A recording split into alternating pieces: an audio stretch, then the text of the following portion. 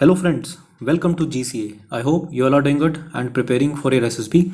So today's topic is regarding India-Nepal relations, and this is a very important topic because the India-Nepal relations are in the news from last 1 year, and if you are going for SSB in the coming days, then there is a high probability that questions related to this can be asked in personal interview, and from lecturer point of view also this topic is very important.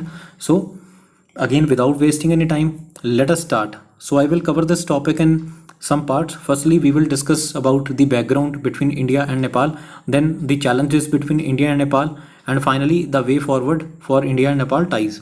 So let us start. So talking about the background first, India and Nepal share a very cordial relations from last many years because Nepal is a Hindu majority country, and because of which we have similar cultural and religious ties, and therefore our relation is often referred to as Roti Beti Ka Rishta. And not only from Hinduism point of view but from Buddhism point of view, the relationships are very strong because Lord Buddha was born in Lumbini, which is in Nepal, and the Buddhism spread from Nepal to India and thereby from India to rest of the world. And India and Nepal, they signed a treaty of peace and friendship in 1950, under which there were various segments for having a close and friendly relationship. Then the best thing about India and Nepal is there is an open border between both the countries. No other country in the world have open border with India. It is the only Nepal. So because of the open border, lot of Indians are working in Nepal and many Nepalis are working in India, and they are effectively contributing to the GDP and economic growth of both the countries. And geographically, Nepal shares boundary with five Indian states, which are Uttarakhand, UP, Bihar, Sikkim, and West Bengal. And in terms of trade, India is the largest trading partner of Nepal, and it is also the largest contributor of FDI in Nepal. And on the other side, Nepal is a landlocked country, that is, it does not have a direct access to sea route. So because of which it is largely dependent upon India for the essential supplies, mainly petrol, for which it is completely dependent. And on the other side, Nepal is also very important from India's energy point of view because Nepal has the world's largest unharnessed reservoir of hydroelectricity energy, and from many years we are importing electricity from Nepal, so thereby both the countries are important for each other. And Nepal is also very strategically important for India because it acts as a buffer zone between India and China. Like in the future, if there is any kind of aggression, then Nepal acts as a protection against India. You might have seen China's encroachment in Ladakh and in the Sikkim and in the Arunachal Pradesh, but you never have seen China's encroachment in the UP and Bihar because there is a protection from Nepal. So because of which it is strategically important for India. And on the other side, India provides assistance to Nepalese army in modernizing its plan through by providing equipment and training. And we are also conducting a joint exercise since 2011 that is called as Surya Kiran. And around 4,000 Gurkha troops of the Indian army, they hails from Nepal. As the Gorkha regiment, they are partly raised by recruitment from the hill districts of Nepal. So the Gorkhas, which are known as the bravest soldier in the world, they are also from Nepal. And in terms of international forum also, both the countries are part of various organizations like SAARC, BIMSTEC and BBI. And the headquarters of SAARC is at the capital city of Nepal, which is Kathmandu. So this is about the background details of India and Nepal relations. Now let us see the challenges between both the nations. Now talking about the challenges, the first challenge is public anger against India and Nepal. That is, there is a perception of the people of Nepal that India is trying to encroach upon their territory, which is against the sentiments of Nepalese people. So actually it all started in 2015 when the ruling government in Nepal, which is the Communist Party of Nepal, came to power in 2015. So the Communist Party of Nepal shares the same ideology with that of China. So therefore it is pro-China and anti-India.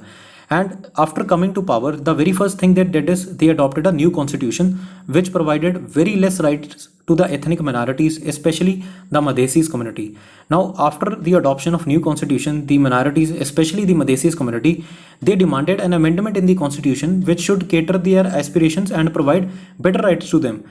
But their demand was rejected by the Nepalese government, so which led to the agitations. Like the Madhesis community, they agitated, they carried out various protests, and which later turned very violent, and a lot of public property was destroyed, and even they blocked the main artery which connects India with Nepal, and therefore there was a complete blockade in the India-Nepal border. And because of the blockade, the movements of troops and essential commodities like petrol and construction material, which was basically made for the reconstruction of Nepal, like it was hit by a devastated earthquake in 2015. So all the activities were disrupted. So incidentally, the Madhesis, which share a very strong ethnic ties with the Terai region of Bihar in India. So considering this fact, the Nepalis believe that it was India behind the Madhesis violence and India is creating instability in Nepal. So hence a hashtag was became popular in Nepal, that the hashtag was back of India. Then again in 2015 there was another incident when the Lipulekh agreement was signed between India and China, and none of the country, neither India nor China, they consulted Nepal in signing this agreement because Nepal has claimed this territory as a disputed. So therefore it further antagonized the people of Nepal that India is trying to enter their territory, and that is affecting the sentiments of the people. So there is a negative perception among the people of Nepal about India. So that is the first reason for the deterioration of the ties. Now the second major challenge is the border issues between both the countries, which are in the news recently. So the border issues between both the countries are not new, and they exist from many years, but it recently came into prominence in last year November when India published a new map. As we all are aware that after the abrogation of Article 370, India published a new map because the state of Jammu and Kashmir is bifurcated into the union territories of Jammu Kashmir and Ladakh. So thereby in the map India included the Kalapani region, which is a 400 square kilometer territory as a part of Uttarakhand, and which is bounded by China in the north, and which is on the eastern side and southern side it is bounded by Nepal. So Nepal objected to this map. They mentioned that this region is a part of their territory, so why India included this region in their map? So that was the basic region. Now let us understand some basic about the Kalapani area dispute. Talking about the Kalapani dispute, Kalapani region is basically a disputed territory between India and Nepal consider this area as a part of their Darchula district, whereas India consider this region as a part of Pithoragarh district of Uttar Pradesh. And from last 60 years, this region is under India's control, and the reason for this region is in India control is very strategic because there is a Chinese base nearby this region which is called Burang base. So in case of war, the Chinese might reach the Uttarakhand region. So thereby in order to protect India's sovereignty, so Indian forces are deployed. And in 1962, the Chinese army, when we share a very good relationship between both the countries, so they offered Indian army to deploy this region, and the Chinese army decided to move back. So therefore, from the strategic point of view, this area is very important. But now why Nepal is objecting to this area? So let us understand the history behind this. So the boundary between India and Nepal was decided by the Treaty of Sagoli of 1816, and it was mentioned that the river Kali, which is also called as Mahakali, will set as a mark for boundary between both the nations. So it was decided that the area to the eastern side of the river is Nepal and area to the western side is India. But the major issue is in the interpretation of origin of the river. India claims that the river originates from Kalapani and the tri-junction is from where the Nepal boundary starts, while on the other side the Nepal claims river originates from much higher in the mountains, that is from a region called Limpi Adura. So this is basically because over the years the river has changed its course and there are various tributaries of the river, and actually this was a mapping error by the Britishers, so because of which it still remains unclear that which is the territory of India and which is the territory of Nepal. So that is the misinterpretation of the origin of river is the basic reason for the dispute between both the countries. And the another border dispute between India and Nepal is the recently built Kailash Mansarovar Link Road. And last month, our Defense Minister Rajnath Singh, he inaugurated a strategic 80-kilometer road which is constructed by Border Road Organization. And this road connects the Kailash Mansarovar route, which is in China, to the Lipulekh Pass. So this Lipulekh Pass is very sensitive and it is very strategically important for India because, and this road plays a more important role for saving our country's sovereignty because this road runs along with the Chinese border and it is of great military importance to India as it will speed up the mobilization of troops and equipments to the sensitive Lipulekh Pass because this pass is the shortest distance from China to the Indian capital. So it means like this region always had a very difficult terrain, so it was very difficult for the Indian military to move equipments and troops to this area in a short time. So after the construction of this road, India will be able to move up the troops and the modern hardware equipments in a very short span of time. And as it is mentioned that it is the shortest route from China to the Indian capital. Like we always think about that China is going to attack India either from Ladakh area or from the Arunachal Pradesh area, but we have never thought that China can also enter from the Uttarakhand area. So that is why, in order to protect our sovereignty, this construction of road plays a major role. So apart from strategic advantage, this route is also important from the pilgrimage point of view, because this will make the Indian pilgrims to reach Kailash Mansarovar in a very short span of time, because earlier the Indian pilgrims have to move through Nathula Pass, which is in Sikkim, and which takes place around 5 days to reach that location. But after the construction of this road, it will take only 2 days for the Indian pilgrims. And earlier, during the Nathula Pass, Indian pilgrims, they have to travel around 80% of their trek in the Chinese territory and 20% in India. But after the construction of this road, the Indian tourist will be traveling 84% of their trek in Indian territory and only 16% in the Chinese territory. So therefore, from this point of also, this is very important for India. Now, why Nepal is objecting to this road? Because this road passes through 17 kilometers of the territory which is claimed by Nepal as disputed, and Nepal also criticized India for taking unilateral actions without consulting Nepal any actions for in their territory. So following this, Nepal made a big constitutional amendment, and the next day it published a new map which included the territories of Limpi Adura, Kalapani and Lipu Lake. And after the step of Nepal, the Indian government, they have mentioned that the Nepal is doing such kind of actions with the behest of other countries, that is, it is another country behind Nepal's action, that is by pointing indirectly to China, that it is because of the Chinese influence that Nepal is taking such actions against India. Now let us see how China is helping Nepal and why Nepal is more closer to China these days. So we all are aware that China has deep pockets, and it has invested hugely in Nepal. And when there was a blockade due to the Madhesi community crisis in 2015, so China provided basic necessities to Nepal, basically the petrol which earlier Nepal imported from India, and it also aided Nepal in a reconstruction of Nepal because there was a devastating earthquake in 2015. So for that, the reconstruction was needed, and it provided Nepal with a lot of financial aid. For example, it also constructed the highway which is known as the Arakan Highway, and also it is investing in a lot of railway projects in Nepal and by providing loans to Nepal. So thereby we can mention that these days China has better connectivity to Nepal as compared to India. And recently it was in the news that Mandarin will be made compulsory in Nepali school. Like we all are aware that in the new education policy of India, India has mentioned that we are going to ban Mandarin language.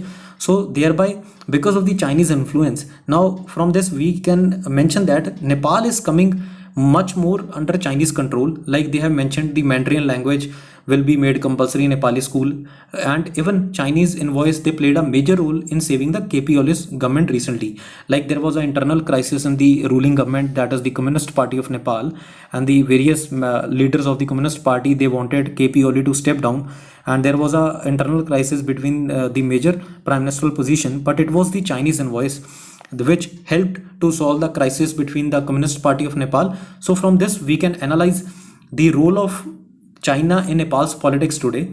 And even there was news that China has encroached 36 hectares of Nepal's territory, but still there was utter silence from the Nepalese government. They have not criticized China's action of encroaching their territory. So now, and let us see the Nepal's anti-India stance. Like under the Chinese influence, Nepal has given a lot of anti-India stance. They have given a lot of anti-India statements. Now let us see what were the anti-India statements which are given by Nepal. Recent times, Nepal has criticized India's action in claiming the boundary of Nepal, which we have already discussed. Then in the month of May, Nepali PM, he gave us statements like India is responsible for spreading coronavirus in Nepal, and the Indian coronavirus is more dangerous than of China. Then another statement was again given by the Prime Minister of Nepal. He gave statement that Lord Ram was Nepali, and which hurt the sentiment of Indians. And even Nepali PM, he banned Indian news channels which criticized the in Nepal's Prime Minister's action. So from these statements we can clearly mention the large influence of China on Nepal and how it is completely drifting away from India. Now let us see the way forward, how it is important for India to forge better ties with Nepal again, and what India can do. Now let us see the future of both the countries. So, talking about the future between both the nations, Nepal still remains a very important country for India, and India have already mentioned that we are going to develop a very friendly relation towards Nepal because it is strategically very important for India. And even in the recent times when Nepal has given anti-India statements, India has acted maturely. Like after the publishment of India's map last year, when Nepal gave a statement that it is the Kalapani area is their area, so Indian government they gave a very mature statement that like we are going to solve everything through diplomatically through talks. So again this year Indian government have clearly mentioned that we are going to form long-term relations with Nepal. So they have not taken any major stance, and recently as a part of friendly gesture we have offered Nepal a second major pipeline for transferring oil. And India has already transferred a major pipeline, constructed a major pipeline for Nepal, and the agreement was signed in 2015 and it was completed in last year. So thereby this year we have also offered another pipeline which will be constructed from the Bihar area. So thereby it is very important for India to maintain good relations with Nepal in the coming year, because despite the Nepal has given anti-India statements, but the main reason for giving anti-India statement was because of Nepal's internal crisis. Like there was a political crisis in Nepal, so the Nepalese PM decided to divert the attention of Nepalese people towards the India's issues. So thereby now their political crises are already resolved, and there is very less chance in the future that for some time that Nepal is going to give anti-India statements.